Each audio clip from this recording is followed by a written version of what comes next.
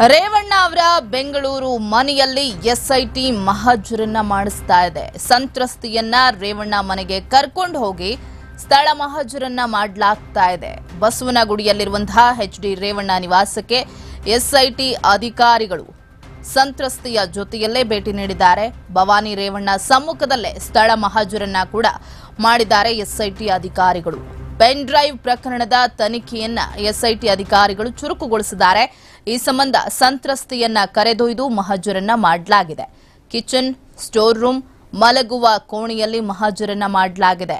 ಮನೆ ಕೆಲಸದವರಿಂದಲೂ ಕೂಡ ಮಾಹಿತಿಯನ್ನ ಪಡೆದುಕೊಂಡಿದ್ದಾರೆ ಎಸ್ಐಟಿ ಅಧಿಕಾರಿಗಳು. ಭವಾನಿ ರೇವಣ್ಣ ಬಳಿ ಕೂಡ ಕೆಲ ಮಾಹಿತಿಯನ್ನ ಸಂಗ್ರಹಿಸಿದ್ದಾರೆ ಎಸ್ಐಟಿ ಅಧಿಕಾರಿಗಳು. ಸಂತ್ರಸ್ತೆ ಬೆಂಗಳೂರು ಮನೆಗೆ ಯಾವಾಗ ಬಂದಿದ್ರು, ಹೇಗೆಲ್ಲ ಆಕೆಯ ಮೇಲೆ ದೌರ್ಜನ್ಯ ಎಸಗಲಾಗಿತ್ತು, ಎಲ್ಲ ಮಾಹಿತಿಗಳನ್ನ ಕೂಡ ಎಸ್ಐಟಿ ಅಧಿಕಾರಿಗಳ ತಂಡ ಪಡೆದುಕೊಳ್ತಾ ಇರುವಂತದ್ದು. ಸದ್ಯ ಎಚ್ಡಿ ರೇವಣ್ಣ ಅವರ ಬಸವನಗುಡಿಯ ನಿವಾಸದಲ್ಲಿ ಭವಾನಿ ರೇವಣ್ಣ ಅವರು ಮಾತ್ರ ಇದ್ದಾರೆ. ಹೀಗಾಗಿ ಅವರ ಸಮ್ಮುಖದಲ್ಲೇ ಹೋಗಿ ಪರಿಶೀಲನೆಯನ್ನ ಮಾಡಲಾಗಿದೆ. ಸ್ಥಳ ಮಹಜರನ್ನ ಮಾಡಲಾಗಿರುವಂತದ್ದು. ಒಂದು ಕಡೆ ಎಸ್ಐಟಿ ಅಧಿಕಾರಿಗಳು ರೇವಣ್ಣ ಅವರ ವಿಚಾರಣೆಯನ್ನ ನಡೆಸ್ತಾ ಇದ್ದಾರೆ.